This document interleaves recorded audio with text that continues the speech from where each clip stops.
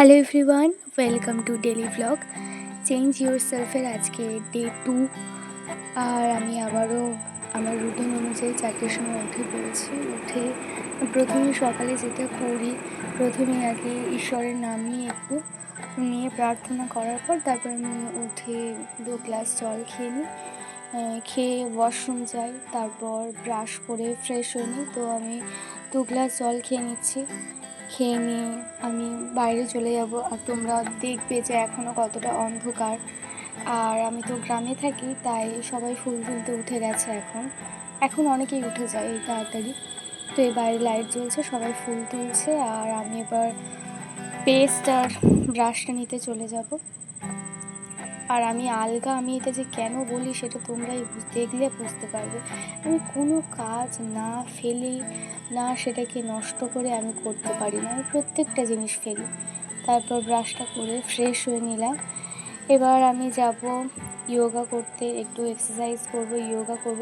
আর তোমরা ভাবছো যে আমি ডেইলি এই যে টি শার্টটা আছে বা গেঞ্জি যাই বলি, পাতি ভাষায় গেঞ্জি পরে কেন আমি করি। দেখো, আমার জামা কাপড় রয়েছে অনেক, নেই যে এমন না, তবে তোমাদের মতো হয়তো অনেক নেই, এক গাদা, তবে যা রয়েছে। এবার আমি বেশিরভাগ সালোয়ারই পরি, কুর্তি পরি, এগুলোই পরি। তো এগুলো পরে এক্সারসাইজ করতে গেলে জামা এদিক ওদিক সরে গেলে তোমরাই বলবে যে আমি খারাপ ভিডিও করি। তো যাই হোক, আমার কাছে একটা টি শার্ট আছে, সেটা পরে ওই জন্য আমি এক্সারসাইজ করি।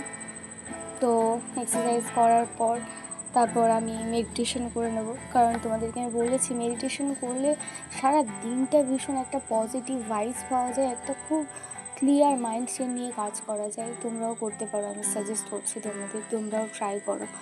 আর এই রুটিনটাই, এক্সারসাইজ করা, ইয়োগা করা, মেডিটেশন, এগুলো খুব ভালো প্রত্যেকের জন্য।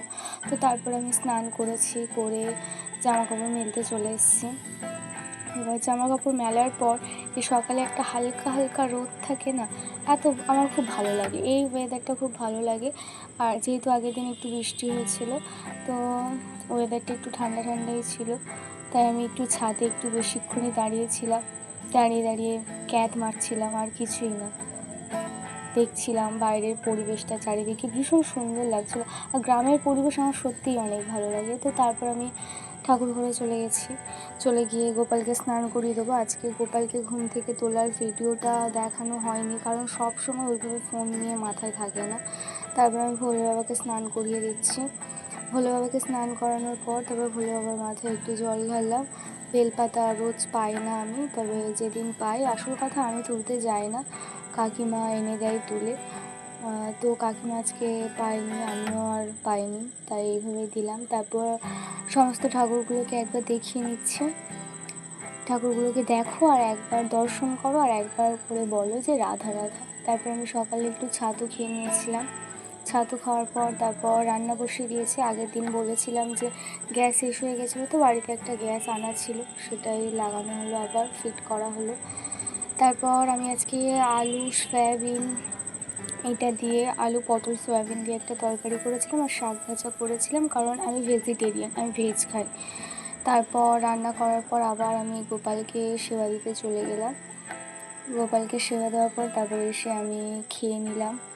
খাওয়ার পর তারপর আমি একটা জিনিস, আমার আমার মনে হয় যে প্রকৃত বন্ধু না আশেপাশে না খুঁজে, নিজের কাছে জিনিসগুলোকে দেখো, ওরাই প্রকৃত বন্ধু। নিজের কাজটাকে ভালোবাসো। আর প্রত্যেক দিন আমার মনে হয় 10 পেজ করে যে কোনো বই পড়া উচিত।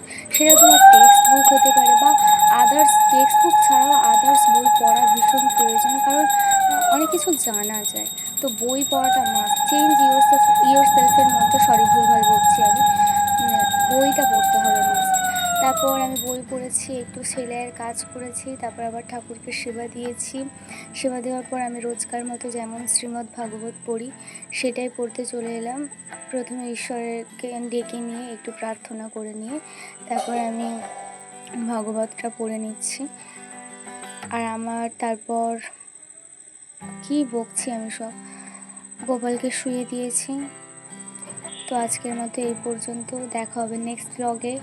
রাধা রাধা।